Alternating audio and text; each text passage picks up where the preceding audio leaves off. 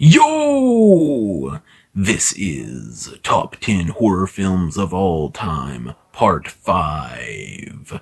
If you haven't seen Part 1 to 4, go ahead and go check those out. This is basically an easier way for me to do the entirety of Top 50 horror movies without having to do one massive video. I might compile them into one massive video later, but I don't know about that, honestly. But you know how this goes. It's a Top 10 video. So, let's go ahead and start with intro. Intro. Drop it down. Word to your mother. Number 10. In which this video is pretty special with its number 10, because this is the first one in no, not any of my videos, but in this series of videos that we have a tie for a spot. At number 10, we have The Void, an amazing Lovecraftian movie that kind of blends the amazing practical effects of The Thing with some minor parts of CG in it. But yeah, the practical effects and the entire story of this is just absolutely amazing. Just perfect Lovecraftian craziness going on. And tied with that film is Frailty. This is just an amazing movie. It's like a weird murder mystery. It shows the backstory of this killer. It's weird. I don't want to spoil it, so I'm not going to say too much about it. But basically, the main character can touch people and see what they've done and if they're evil or not. And he's a killer. I don't think any of that is spoilers, so, I mean, yeah, you should go and check this movie out. It's actually really good. Both of these are. Okay, from this point on, we have no more ties. That was the only tie in this entire 5-part series. So let's go ahead and talk about this movie, Saw 2. Saw 2 is the best Saw movie ever. I think Donnie Wahlberg, I'm pretty sure is his name. I think he's better than Mark Wahlberg in every single way whenever it comes to acting, just because of this movie. Haven't seen him in anything else but this movie. He's better than Mark Wahlberg has ever been in any role he's ever had. I love this movie. This movie is amazing. A perfect sequel to Saw 1. It does what a sequel should do, and it makes basically the first movie and builds upon it. It builds upon the lore, builds upon literally everything. It just makes, this is the first one where Saw starts to feel how Saw does from this point on. Like, whenever you look at Saw, like the later movies and everything, this is when they first started going full on with the world building and stuff. The first one was kind of just I don't know, it's in the story, obviously, but it's not as Saw as the later Saw movies. You know what I'm saying. Hopefully, maybe. I don't know. Number 8 is one of my favorite Friday the 13th movies ever, and it's Jason X. This movie is looked down upon by the majority of people because, they're like, oh, whenever you send a killer to space, that's whenever it's over. Wrong. This movie is amazing. Hellraiser Bloodline is one of the best Hellraiser movies, especially whenever you look at the sequels. And Leprechaun in Space is a perfect movie, but Jason X is absolutely amazing. It's the best explanation for whenever people say that. You can just point at this and be like, see, it can be good sometimes. This movie is awesome. We get Uber Jason at the very end, which is just Jason with nanobots and everything, and they set it up for a sequel at the end, which I honestly wish they would do. This is just a really good horror comedy, takes everything from the entire franchise and puts it all together. The scene where they're in the VR simulator thing and he slams a chick in a sleeping bag into another chick that's in a sleeping bag is one of my favorite kills in Friday the 13th in general. I'm probably gonna make a top 10 Friday the 13th kills list now that I actually think about it. But yeah, this movie is just amazing. If you like horror, sci-fi, comedy, go and check it out, please. This is an amazing one. I don't care what any of you losers say. Go and comment if you hate it, because I need to know who to tell to unsubscribe from me and never talk to me again. This is the first list with 2 movies from the same series, so yeah, this is the first time for a lot in this series. Friday the 13th, 2009 is a very, very good remake. There are a lot of good horror remakes, but I think this one, whenever you look at just Friday the 13th, the very first one with Pamela Voorhees, that one is pretty boring, to be honest. And I think that this one brings every single one of the movies together perfectly. We basically get part 1, 2, and 3 all together, and part 4 if you count, his death at the end, which I do. And I think the wood chipper is a really cool way of killing him. I think that they should do a sequel to this instead of rebooting it or whatever they're thinking about doing, if they're thinking about doing anything. Just because I really love the Jason that they made with this, and I think that it has a lot of really iconic scenes, especially the you can't get a handle on me, and then he gets hit with the axe and the handle sticking out of him. Just an amazing movie, to be honest. It's got some really good comedic bits, got some really good horror bits. This Jason is actually just a monster, like not just an undead monster, just a monster in general. He is probably the Jason that I would least want to face, to be honest. But yeah, this is just an amazing movie. Please go and check this movie out. Okay, next up on the list is Dark Knight of the Scarecrow. This is a movie from, I don't know, I think it's from the 80s, but it might be from the 70s, don't really know. It's basically just these dudes, this mentally challenged dude, has a kid friend, and they're going around, and the kid wants to pet a dog. The dog attacks her. She has to go to the hospital, and this group of old dudes goes and kills him. He runs out into a field and hides inside of the Scarecrow costume, which I mean isn't a bad idea. I genuinely do not think they should have found him, just because that's a really good hiding spot. And they basically just did it because they thought he hurt the kid, even though they seem like best friends. And even at the end, he protects her as the Scarecrow at the end.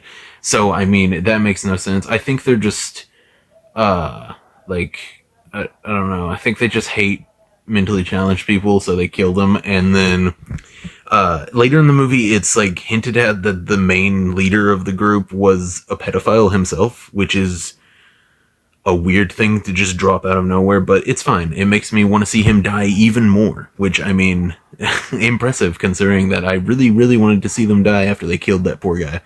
But yeah, the Scarecrow comes back and kills them all. One of them gets thrown into a wood chipper and dies. This movie is not gory whatsoever. This is probably a really good movie for a kid to watch. I know what I've been saying really does not hint at the fact that it would be good for a kid, but this would be probably a really good first horror movie. It reminds me of the Scarecrow Walks at Midnight and stuff like that, except with just a little bit more murder. And at the end, the Scarecrow, it's not even the Scarecrow, it's just the ghost makes a hay beller or whatever run over the main dude and then saves the kid, because the dude was trying to kill the kid at that point, and saves him. And then the Scarecrow picks a flower and hands it to the girl, and then they walk off. I don't know if they walked off together or she went back to her house that night or whatever, but I mean, either way, it's a happy ending, I guess. Kind of sucks that he's still stuck as a Scarecrow, but I mean, hey, we could always get a sequel where he's like a vigilante or something. That would actually be pretty sick. Number 5 is Puppet Master, the original one from Full Moon Features. If you have not seen this, I have a full-on Full Moon event that I did. It has its own playlist, and if you only want to see this review, I have a movie review for it. Then go to that and go to the movie review. And if you want to watch the Full Moon event, if you're a huge Full Moon fan, then go ahead and watch that too. I always respect a good full moon head, if you know what I'm saying. But yeah, this movie is absolutely amazing. This is just a solid movie. It's just really good. One of my favorite possessed doll type of movies. I'd say I like the puppets from Puppet Master more than most possessed dolls in movies. Chucky is the only exclusion in that, I'm pretty sure.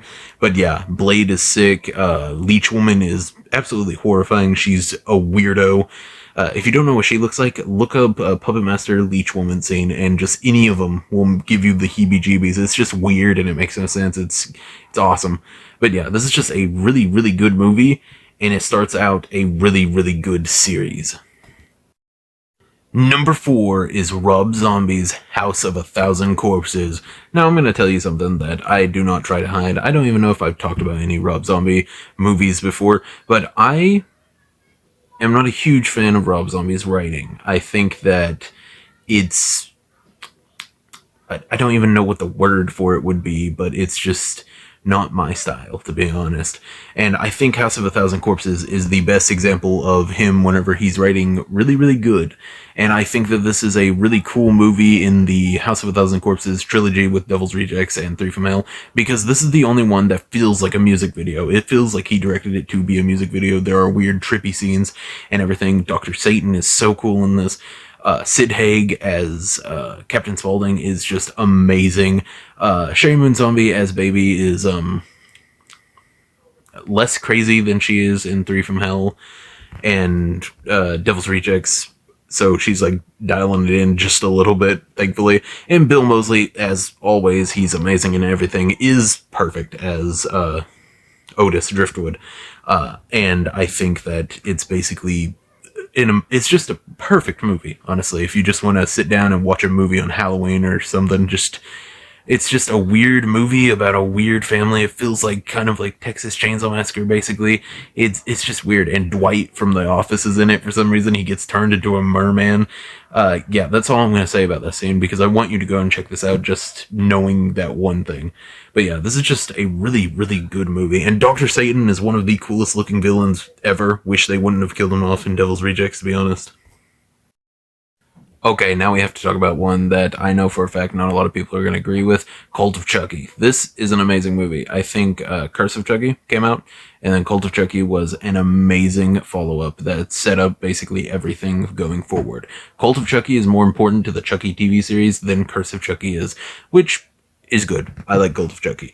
And Curse of Chucky is amazing too. If you haven't seen that, that was Chucky whenever he was like being brought back into true horror movies. But yeah, Cult of Chucky, amazing. Set in a weird asylum.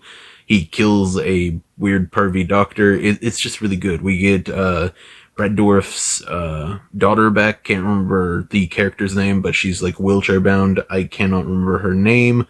It's fine, whatever. She's a cool character though. But yeah, this is just a really, really good movie, and I wish more people would give it the respect it deserves.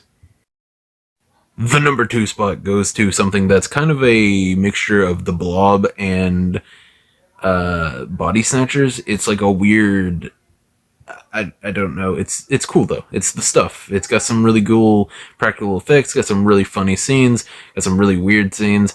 And, yeah, it's really good. And it kind of inspired one of these stories that's in my horror anthology book. Kind of. My story doesn't go as crazy as the stuff does, but it's kind of inspired by it and kind of inspired by other stuff, but you'll see if you ever read the story. But yeah, this is just a really, really good movie. It's got, I don't know, it's got weird body horror. It's got some of the coolest body horror, actually. Whenever the stuff leaves their body and everything, it leaves them messed up. Like, it kind of looks like, some, like, practical effects from the movie, The Mask or something. It's just really, really weird and cool. This is just a really cool concept, to be honest. And you know what? I would try the stuff. It looks pretty good, actually. I don't know if it tastes sweet or sour or what, but it looks like it might taste good. Probably not. It's kind of nasty. It looks like someone came in a little bucket of cottage cheese. It's kind of disgusting, actually. It looks like the worst stuff ever. I would never try this. Yeah, that's awful. That's nasty. The number 1 spot goes to Reanimator. This is a really, really good movie. This is one of the movies made by Stuart Gordon, I'm pretty sure. And he also made Castle Freak and From Beyond. He made a whole bunch of H.P. Lovecraft stuff, and it was honestly impressive. He also made Dagon. Reanimator itself is a very, very good horror comedy film. It has Jeffrey Combs, and he plays Herbert West, and he's basically just this crazy dude that wants to make a serum to bring people to life. Yeah, H.P. Lovecraft's original story was basically horror comedy as well, so they kept it basically the same as the book, I'm pretty sure. If you've read the book, tell me if I'm wrong. I usually only stick to the actual, like, Cthulhu mythos type of books. I have never read Reanimator. But yeah, Herbert West Reanimator is an amazing movie. This is just a really good movie. It's got a couple pretty spooky scenes with the zombies, and the professor at the end where with his head off like tries to go down on Barbara Crampton. That's a weird scene. A decapitated man using his head to try to go down on someone. It's fine. I'm sure that's normal. But yeah, this is a really good horror comedy movie. If you haven't seen it, check it out. It's got zombies and Jeffrey Combs. Like and subscribe and watch those movies, and see you. Goodbye. End of video. Bye.